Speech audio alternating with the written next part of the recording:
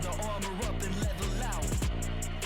Listen up and hear what we're about. Welcome back to Armor Gym. Josh here with Coach Dusty. Hey, man. Welcome. Yeah, good to be here. And we have a special guest today, Ryan Degges. Yeah, thank you for having me on. Yeah, man. Thanks for taking some time and joining us today.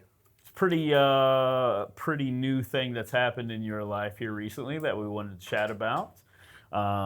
Why don't you tell us, and then we can be the first to, maybe not the first to congratulate you, but very, very, very new, very cool thing that's going on in your life. So if you would. Yeah, I just got drafted by the Philadelphia Phillies to go play baseball. So That's pretty amazing. That's pretty good. Lifelong dream, right? yes, for sure. You've been pursuing since what age? I started playing baseball probably at 3 or 4 years old. So I mean, How old are ever you now, since then. Ryan? 21. 21. What age were you when you decided, like, I want to be a professional baseball player? I mean, I guess like since I was a little kid, like I've always like, every Thought little it was kid's like, cool, yeah, it's yeah. cool. But I guess like once I really got into like high school, I was like, well, now I want to go play college. And then as I started getting a little bit like towards my junior, senior year of high school, I was like, well, maybe it could be more than college if I just keep going. So that's kind of when it really like, I was like, that's just something I need to start working for and like start really training and getting better just at the game and everything like that. But What's the process look like from that? So kind of starts out, I would imagine, normal. We're doing Little League, we're going up and through there. But when you start to make that decision, when you start to make that transition, is there something different that happens about your training? Do you, are you a teenager that starts doing this as opposed to this? Is it different from everybody else? Walk me through sort of the process when you made that decision to what needed to change. yeah, for me, like my road to this is like completely, I would say, like different than most. Most guys like play the whole summer ball circuit and like the travel ball circuit all through high school, all the showcases, and most of them have a lot of like good offers and stuff out of high school. And for me, like very undersized, hadn't grown into my body at all. So really, like one thing my dad always preached, and like for like coaches I've always had, was like just be really good with like the fundamentals and setting good base, like whether it's a good base in the weight room, and then having the right technique and stuff playing baseball, and then let your body just grow into itself. Yeah. So I kind of like, I guess you'd say, blossomed pretty late. Yeah. I didn't really hit a growth spurt until like kind of that like COVID area, so like my junior year of high school. So most kids at this point in the area like are having all the success, and I'm like, it was really frustrating for me at a young age, like not having that success that people were having. So, but I'll give myself a little bit of credit, just like keeping my nose down and just staying focused on what I thought was important, and it's really paid off now. How did you stay focused when everybody around, especially at that age? I mean, I was all over the place at that age. How did you manage to keep your head down when everybody else was either not doing any kind of work, it seemed like a normal thing, or when things got hard, a lot of people tend to sort of go the other way? I think just like my pure enjoyment of like the process and like doing the work, the game and work. Like I just enjoy it so much that it really wasn't like that hard, I guess, to like really stay focused, because I just like, there's nothing better than like getting up and getting to go to the gym or getting up and go to the field like every day. Like that, I enjoyed that. So I think that was a big piece in like staying focused and staying. And you're a multi-sport athlete, and Yes. really like all the way through high school, right? Yes, all the way. Football, baseball. Mm-hmm. Did you play basketball as well? In middle school. Yeah. but- So how do you feel like that playing those other sports just kind of helped in your athletic development? Do you think that was important, or do you wish you had maybe started focusing on just baseball at a younger age? I mean, I look back now, I'm so glad I played football, but I think like one thing for me, like whenever I was in football season, it was like it kept me hungry for baseball. So it's like when I was in football season, I was always like, dang, like I love football right now, but I kind of want to play baseball. Like I'm missing it. And then when I got into baseball season, I was like, dang, like I miss football. So it kept me really, I think, from getting burnt out and like sick of it. So now it's like, now baseball's my job and like I really enjoy it. So like, there's nothing I'd rather have. But I think having the balance of both like kept me, not too burnt out or not too like, oh, I'm sick of doing this every day. Like it gave a good mix and match of just like different movements, different sport, different, teammates, different friends to be around. So it was just fun, like getting to go back and forth. How often were you in the weight room at that time when you were multi-sport? Well, I'd say like our football team, we did a really good job of like, really, I was actually in the weight room like once I hit high school, like, um, you know, with football, like Coach Mo and Coach CAK, like we would work out in the summer. I'd spend half the summer like towards the end of the school year there, like training for football, and then we'd work out all through the season. And right when football ended, I went over to baseball with Coach Woodruff, and we would work all winter and up to the spring season for baseball, and then play the season. And I'd stay there for maybe like the first month after our season, and like doing some summer ball stuff.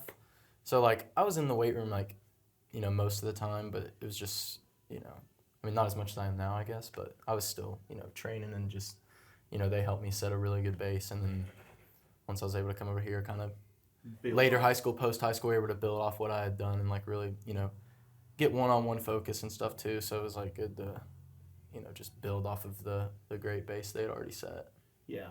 How do you feel like that strength training has just the impact that it's had onto your career, and you being somebody who, you're a little undersized and late bloomer, like how has that positioned you, to get to the point where you are today? I think it definitely gave me like an edge once I got to college.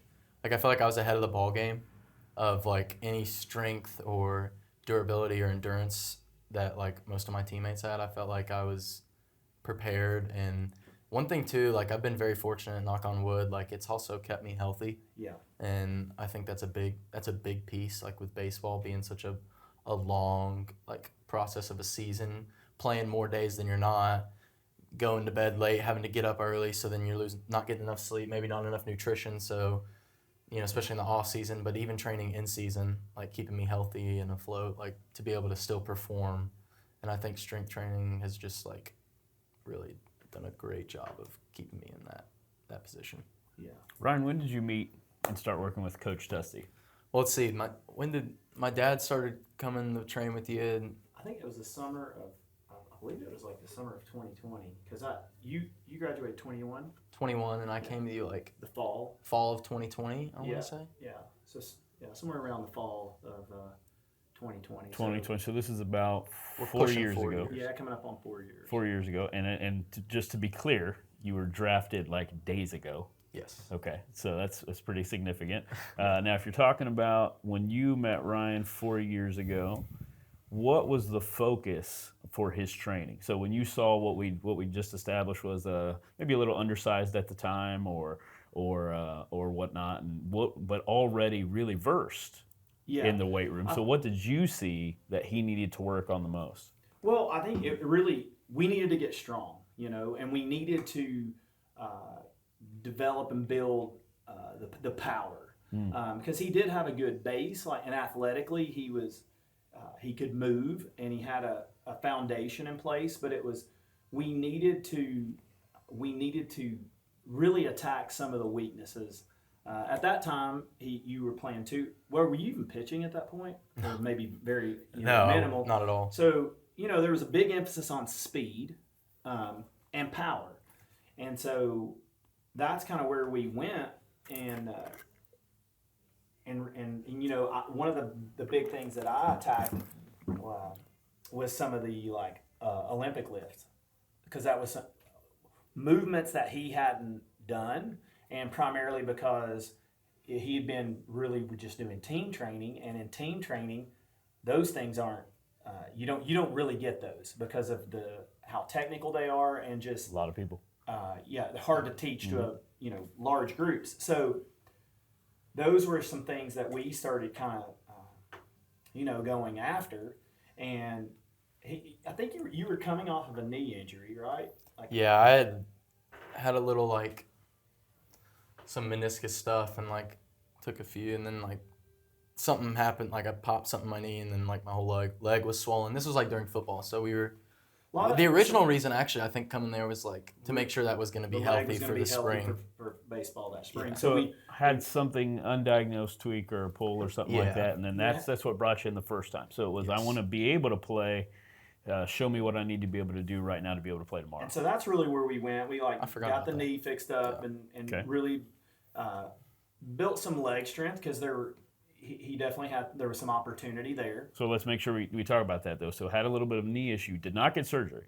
No. So just for listeners and for everybody watching, like we had the issue and you trained through it, around it to make it better. Yes. Okay. And then what was the next step? Yeah. Well, I think as we start going, Ryan got super just, invested and interested into what we were doing, because when we started, it was like, let's get you healthy, Yeah. And really didn't have a long-term, plan. Yeah. It was more immediate. And then once we got going, that's where he initiated, like, I want to keep going. I want to keep doing this. Like, So your plan A was the knee. Yeah, I'm seeing results, and I want to continue to do this. Yeah. And how do I do that? I think that's where I saw in him the discipline that he had. He had a real key piece that I would say you don't see a lot, at that age. And so he would come in and before school, so he'd be, as a high school senior, Whew, that's rare. getting down to the school, getting down to the gym at 6 a.m., 6:30, whatever it was, our training time, so he could get training sessions in before school would start. And so, Ryan, when you let's say we get past the knee, right? So you're bought in, the knee's feeling better. What was the difference of the training that you had been doing to the training that Dusty started having you do? I think like a big difference was we were able to work one-on-one. So like I had decent technique and good like foundations, as we said, but like we were really able to he was able to really watch and assess like weaknesses and problems that I had, like especially like with core and like different movements. So then it's like he's able to watch. As he says, we were just out there working out, like when he's out there in the lab, out there like in the gym, like he sees something and then we can audible and make an adjustment and start training that like when we're out there. Whereas like when you're with a team, like obviously like you can do it, like it's still really good, but like the difference is like, there's 30, 40 guys out there and one guy leading it. So it's hard for them to really make adjustments and switches like within working out. So it was good to be able to come and like get the one-on-one like of him making adjustments as we go and really just attacking weaknesses that we see in the moment. Like things I did too was like I try to get out and watch him play, see him on the field, and then see how he compared to maybe some of his peers. Now that's a very unique strategy that most coaches will not do. Yeah. Wow. And what did you see when you were on the field? Like, what were some of the markers that you would look for that some of our followers could be like, oh, that's what that looks like. Like I saw X, and X means I had to squat more. Well, I mean, I would obviously look at speed. Okay. How his Speed was. as in he could hold the line for 20 yards or whatever it is, or speed as in the first 10 yards I could get up and go. Both. Okay. Because it's like him being a baseball player. You get a little bit of both. At the time he was playing center field, so he had a wide range of ground that he was responsible for. So just kind of seeing like how he moved laterally, how he moved, going back on balls, coming in on balls, and then just explosiveness, and at the plate. As he said, he wasn't doing a whole lot of pitching at that point, but just looking at his overall like arm strength and his power, batting, and that it just helped me. There's things you see in the gym as a coach, and we know as coaches, like if we do X, Y, and Z, it's going to help translate into more force. Sure. Yeah. And so, but when you actually get to go see it in real time action, you also maybe can see some things that you don't see in the gym. Yeah. I watched his. I would watch him come back into sessions, and we would discuss maybe like how the game went last night. And one of the first things that he starts coming in and saying is like, hey, he's hitting home runs. I don't know how many home runs you hit that senior year, but it was more than. It's not like, you were known for being a massive home run hitter, but your power was something almost immediate that you saw a huge impact From training. Yeah. And at the time, you were starting to layer in more Olympic lifts. Yes. Yeah. Got We had started really like we were doing cleans on a fairly regular basis. Okay. A good bit of plyometric work. Okay. And to be really, really specific about it, when you're talking about cleans, we're talking primarily power cleans for the speed and power, or are we talking full squat cleans? What are we talking about? I was doing both at the time. Okay. Okay. We did more power like in season and then like off season. You change the direction. We mix it up. Yeah, totally. We're just kind of forcing that Well, adaptation. I never thought that was bad. I always thought it was a great idea, but I think it's more about the coach. If the coach isn't confident enough to teach that movement, don't teach that movement just because somebody else does it. Agreed. And I feel like that's why the power clean, it's like, oh, let's teach the power clean because it is a lot simpler than the full squat clean, but you are missing the benefit of pulling under the bar. Yes. So that's and another. Just the athleticism. Sure. As a like high level athlete, you can the debate could go on and on and on, but it's like it takes athleticism to do that. Oh, 100%. And so Ryan, did that translate to a confidence? What did that translate most to for you? I think the confidence and being strong, but just straight explosiveness. It was a good combination of timing too, getting here at the right time, body growing. Yeah. And one thing that was big too at the time, we really locked in on nutrition, making sure I was it was after I'd work out in the morning before school, it was run home super fast because I had a little bit of time, big breakfast, go to school, take a snack, protein shake, lunch, and it was this was I wouldn't say I was amazing at it, but just still having a conscious a plan and an idea of trying to eat, and so it was growing, eating, and then just all of it combined together gave me a full confidence and stuff. Yeah, that's one thing I was going to say. As we really got going, that's one of the first things that I noticed was his confidence and the eagerness, because he was feeling the results. He could see the results. He was experiencing them. He wanted more. It went from let's try to get 2 sessions a week, while he was in season, to where by the end of that season we're training every day. Okay. Game days we're training. Yeah. And obviously you adjust. You make adjustments, sure. But that's where the buy-in got really, really deep. And so because you saw the adaptation on the field. For sure. Yeah. And so we really, that's where we just created plans in between his senior year and him going off to college. That summer we had a very regimented program that he was on, where I wanted him to go in and I wanted him to be head and shoulders above everybody else. Yeah. From a technique, from overall just strength, I wanted him to own the weight room, and so you did. And that plan pretty much, that's the plan that we had for those first 2 years, because he's in junior college and resources are kind of limited. You don't have the luxury of having full-time strength coaches and these multi-million-dollar training facilities. So you were training at just a local gym, right? Yeah, a local little spot. So he found a gym that had free weights the and everything equipment that we needed. Yeah. And we worked with what we had access to, and that's how he trained. And then this is when you went away to college. Yes. And where'd you go? Columbia State Community College. It's it's a junior college in Tennessee, about 50 minutes to an hour south of Nashville. Okay, and you would still do the programming. Obviously, you're not there with them, so you did the programming. How many times a day were we training at that point in time? We were training five to 6 days a week. Okay. And when he was home, Christmas breaks, summer breaks, we had another off-season plan of all right, this is some of the things that he's got going on. I think at one point we were dealing with maybe some arm tightness and upper back and different things that kind of come along. Oh, sure. And then that's where again we make adjustments, we create a plan, and that time's used to get him back healthy. Let's get you back to feeling the best that you can.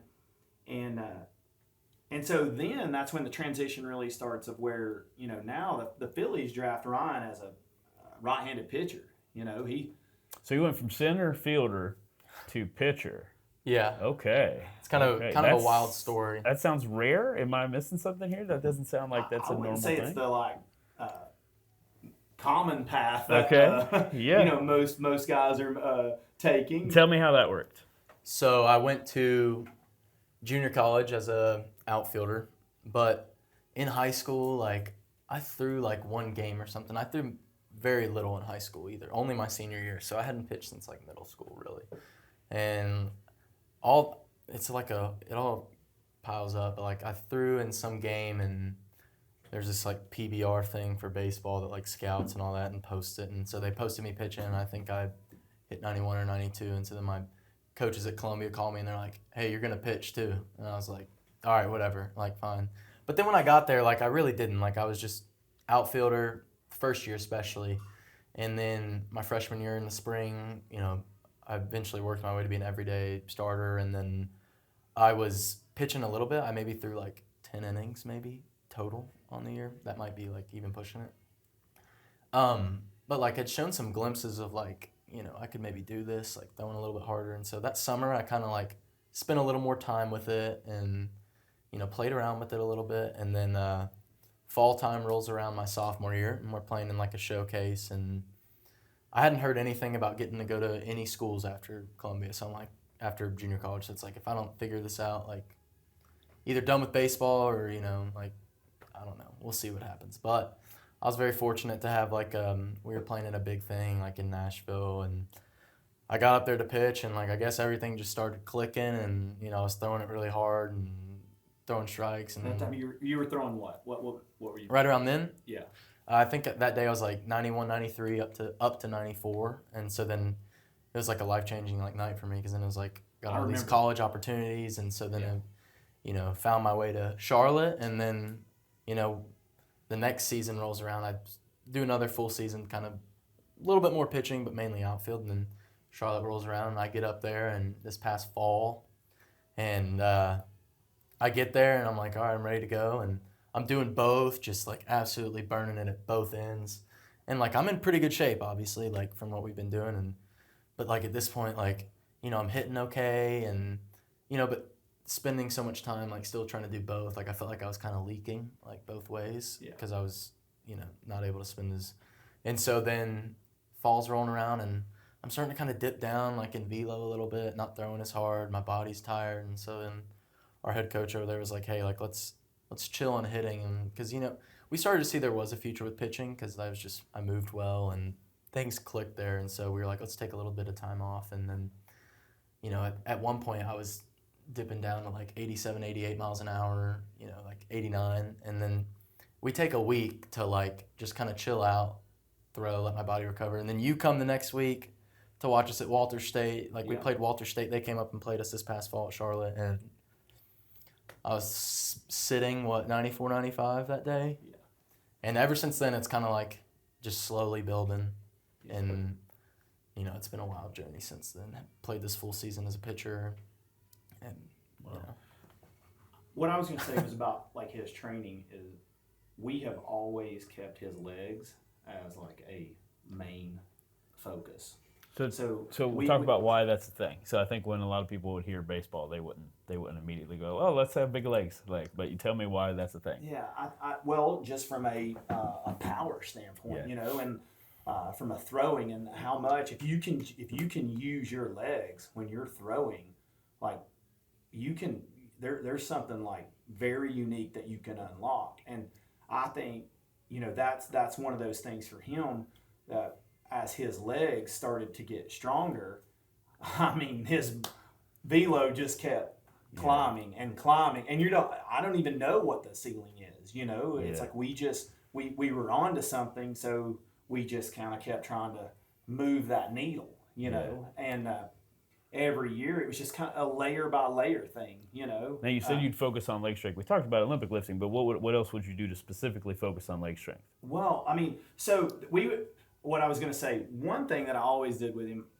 I'm trying to think if it's been 2 or 3 years, but so when he comes home for Christmas break and he knows this, is we go into like a triphasic cycle. Okay. So, I mean, he's been on that for a while, and Yep. it's like that. He's here like 6 weeks, and it demolishes you, doesn't it? Yeah. Yeah.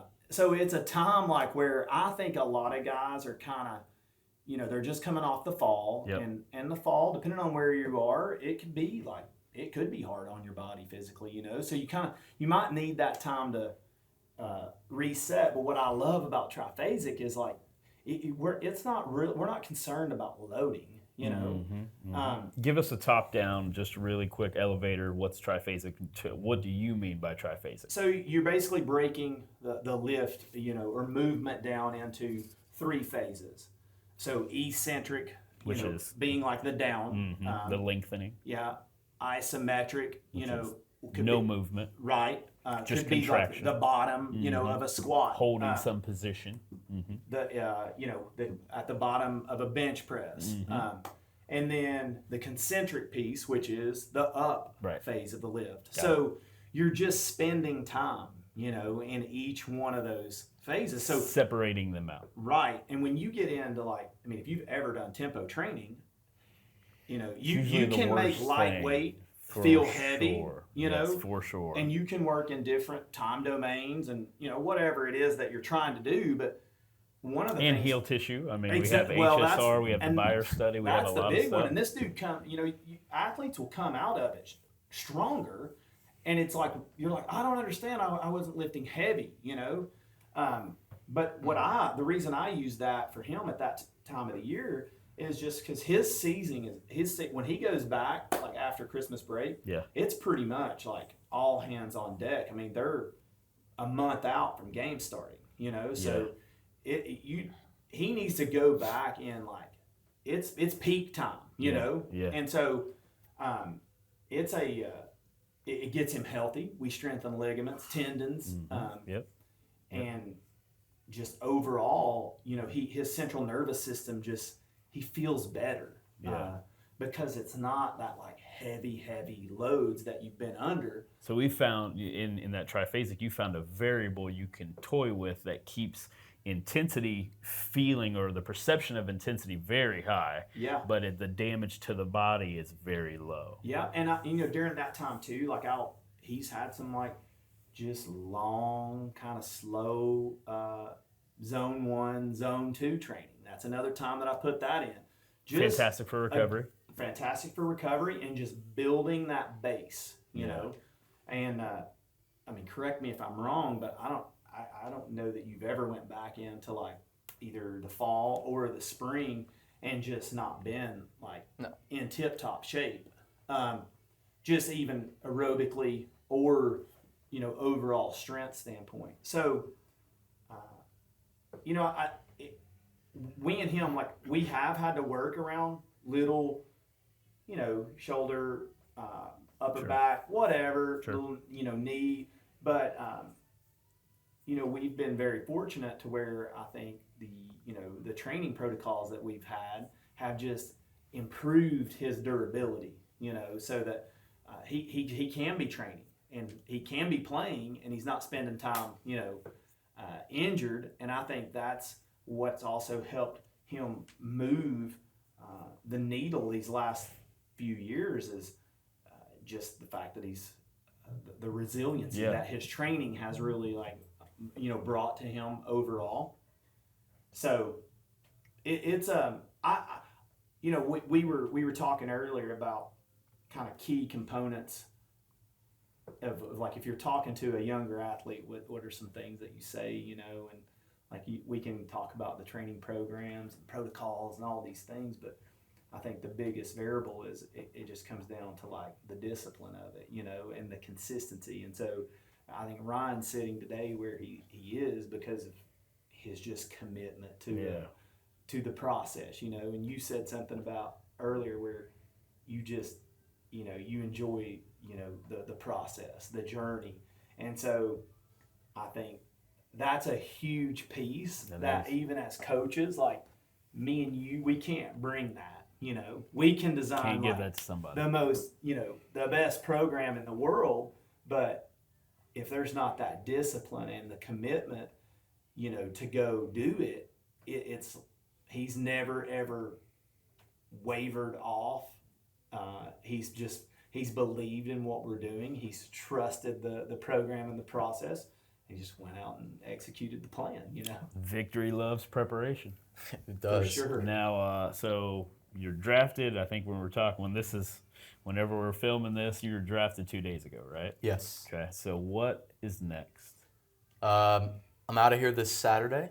So Okay. So a couple days from Yeah, now, what does real out of quick. here mean? Like you're I'm good to go. Yeah, I'll fly to Philadelphia and got to pass physical and everything, and then sign, and then once I think that next Wednesday I'll go down to Clearwater, which is where their spring training facility's at, and start training and maybe playing. We'll see from there, but yeah. So maybe we just ask you now. We'll do a second podcast after the first season, and see how we can go from there, and see what you've learned, what you've picked up, and what you can educate us on what it means to be a professional ball player. For sure. Well, Ryan, we want to congratulate you. Well done. Good job. And Dusty, anything else that you want to add in there? No, man. I'm obviously super stoked for him to get to move to this next stage, and it's been cool, just being a part of the journey with him and watching him just put the work in, and it's cool when you see somebody that maybe things didn't go just exactly the way that he wanted them to, or maybe you designed it up, but just when you keep your head down and you stay committed to something, it's really cool to see it just manifest itself. And I mean, I can't think of a better guy or more deserving guy than Ryan. So it's been a cool just to be a part of it. Congratulations, Ryan. Yeah, man. Appreciate it. Thank you. Man, I appreciate it. Thanks.